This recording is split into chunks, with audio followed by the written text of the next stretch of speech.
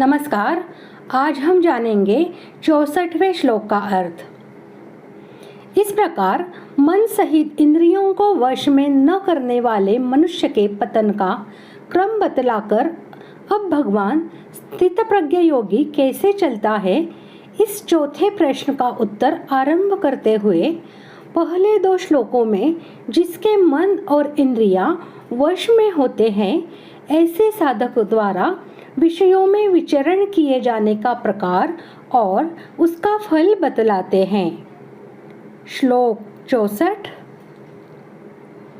रागद्वेषवियुक्तैस्तु विषयानिन्द्रियैश्चरन् आत्मवैश्यैर्विधेयात्मा प्रसादमधिगच्छति। श्लोक का अर्थ।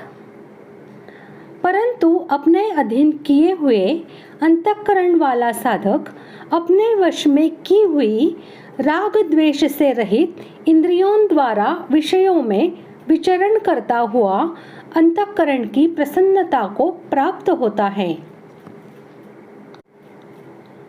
पूर्व श्लोकों में जिसके मन इंद्रिय वश में नहीं है, ऐसे विषयी मनुष्य की अवनति का वर्णन किया गया और अब दो श्लोकों में उससे विलक्षण जिसके मन इंद्रिय वश में किए हुए हैं, ऐसे विरक्त साधक की उन्नति का वर्णन किया जाता है।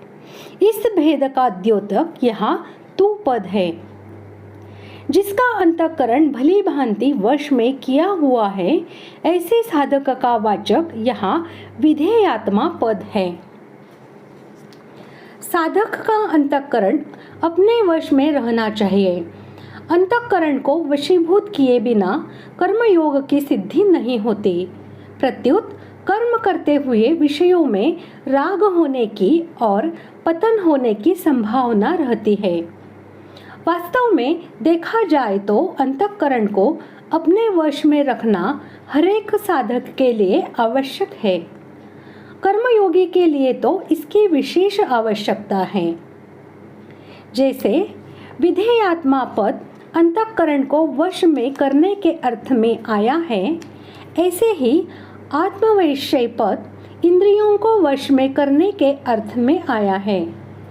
तात्पर्य है कि व्यवहार करते समय इंद्रियां अपने वशीभूत होनी चाहिए और इंद्रियां वशीभूत होने के लिए इंद्रियों का राग द्वेष रहित होना जरूरी है।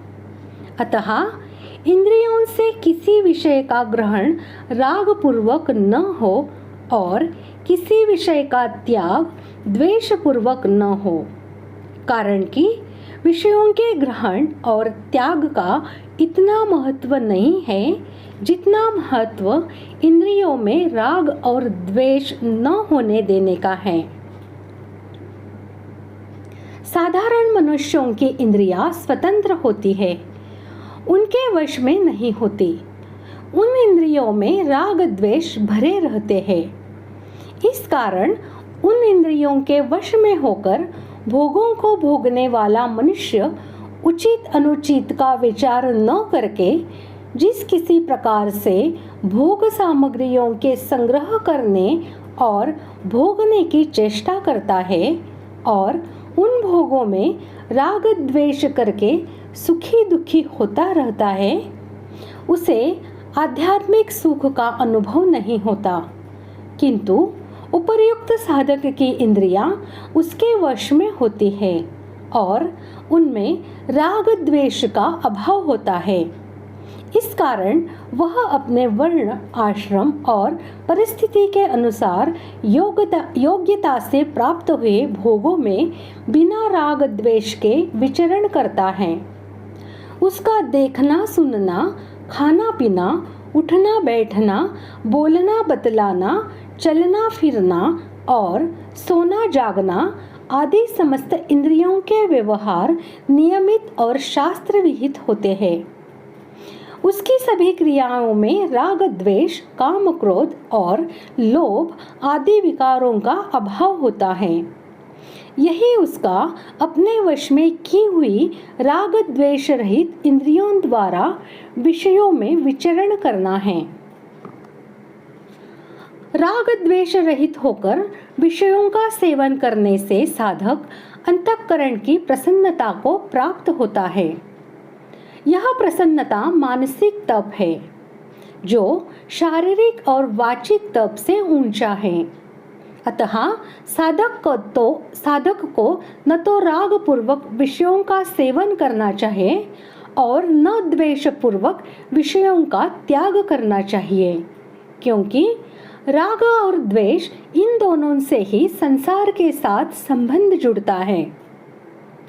राग द्वेष से रहित इंद्रियों से विषयों का सेवन करने से जो प्रसन्नता होती है, उसका अगर संग न किया जाए, भोग न किया जाए, तो वह प्रसन्नता परमात्मा की प्राप्ति करा देती है।